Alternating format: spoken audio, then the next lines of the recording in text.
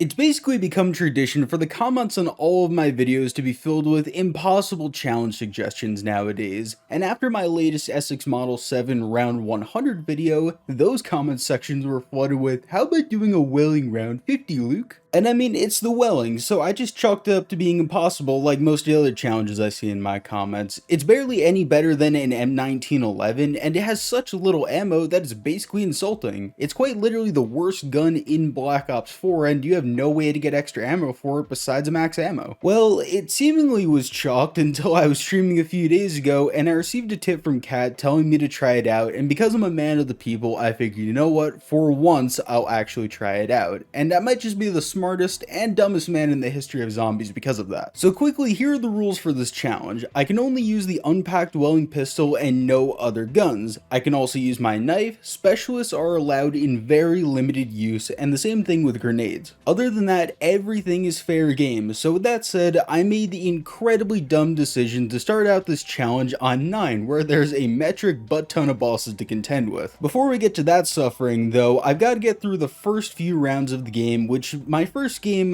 kind of taught me is a little bit harder than you'd think. Yeah, just laugh it up. I took it down on round 3, get it out of your system because I'm gonna have the last laugh here. That's because the keen-eyed of you might have noticed something that is going to be an absolute game changer in this challenge. Yes, on Black Ops 4, you can use a bullet boost to give yourself a pack punch ability on an unupgraded weapon, which is something that I didn't know. I tried it out randomly when setting up for this challenge, and apparently when I tweeted it, most other people didn't know you could do that either, so yeah. Well, I should probably tell you though, it doesn't actually buff your gun itself, and the pack punch abilities on Black Ops 4 are significantly worse than they are on Black Ops 3. So it doesn't make the game easy, it just makes getting past round 8 possible at all pretty much, and one of the problems that it doesn't solve is the gladiator zombies, which just have an insane level of health, and I run out of ammo every single time I have to try to kill one. And because of that, and just to get through the challenge, I have to just give in and knife them to death. There's an old saying that you don't bring a knife to a gunfight, but in this case, I was literally better off with the knife because the Welling just sucks that fucking much. Reason number 3,000,001 why boomers don't know shit about the modern world: knives are better than guns. And while you guys watch me struggle like crazy, I might as well explain why my perks look like I drew on my controller. So more specifically, the death perception is probably the one that you guys are looking at, and it's a pretty simple answer actually. It's because the Odin modifier buff makes you deal extra damage to special enemy weak spots. That means the armor on the gladiators, heads on the tigers, and stuff like that. So I figured it would be helpful, but in the end it probably ended up being a wasted slot. And for those thinking about Deadshot, it probably wouldn't have even been helpful anyway, because it only stacks damage for consecutive headshots, which isn't really a guarantee with a pistol as you're running from a horde and bosses on high rounds. There's a few other perks that I could have taken, but it didn't really feel in the spirit of the challenge, sort of like Bloodwolf Bite. Luna would have just been a little bit too overpowered for this challenge. And even though I had Bandolier Bandit, I clearly didn't have the ammo issue figured out because,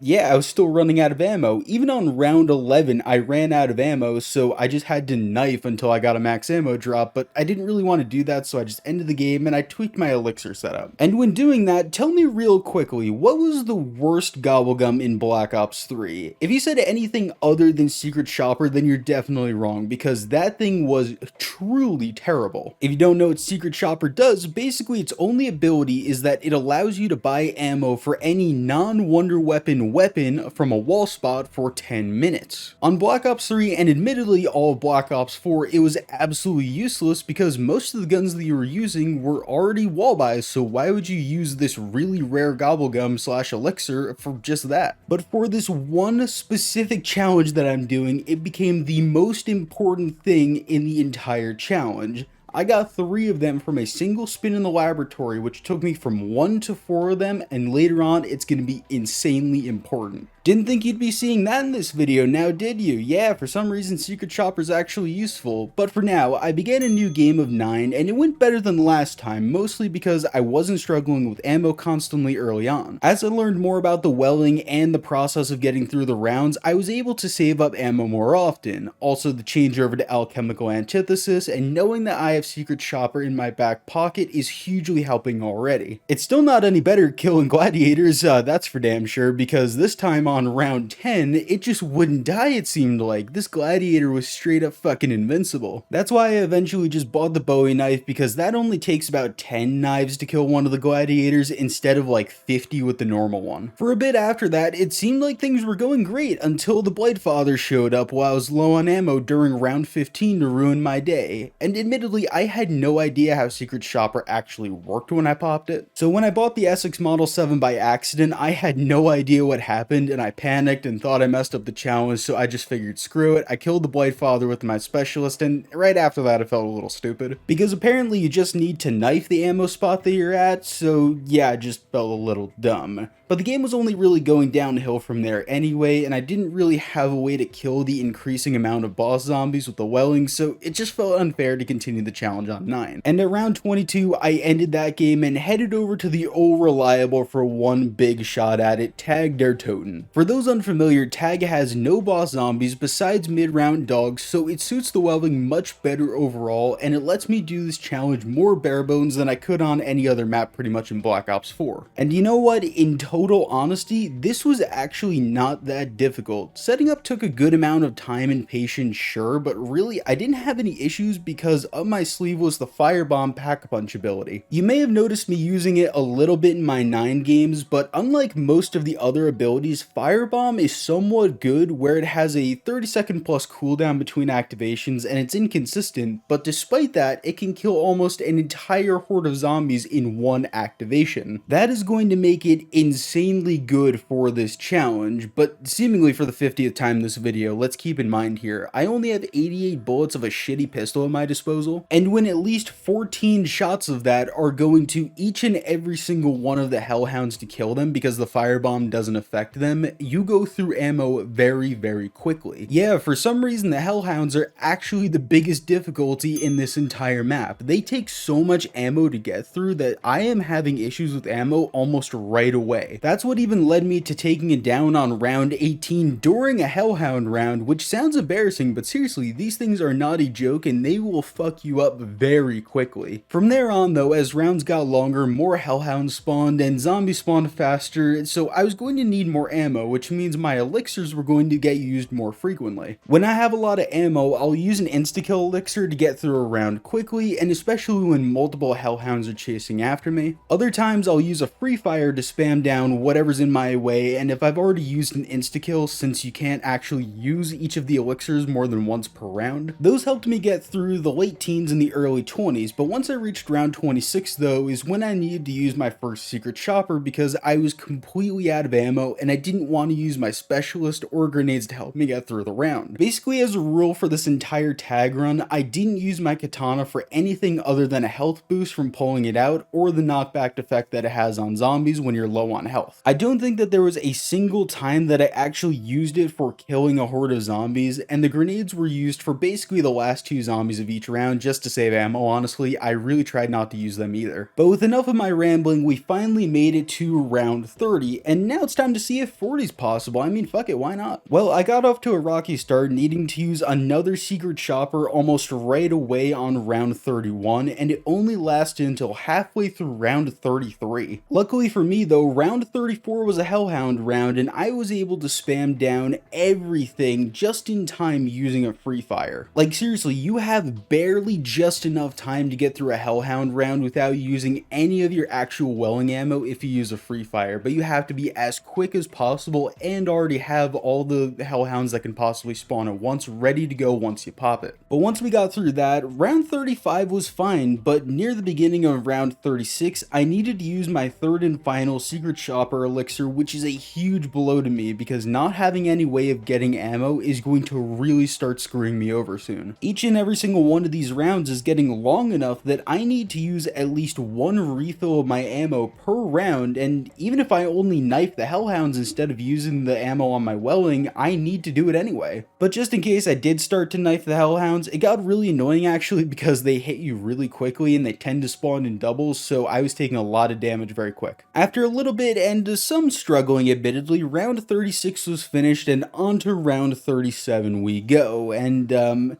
Yeah, I should probably admit right here that I was playing this game last night before bed, and I usually don't have any issues with that because my internet is really good, but last night I was downloading 7 terabytes of midget unicorn hentai, and I guess it was just too much for my internet to handle. So when I woke up this morning, I had disconnected from my game. My elixirs and my game were gone, but my download was done, so there's at least that. Like the video if you enjoyed. Now go watch this video about my journey to round 100 on transit for 100,000 subscribers.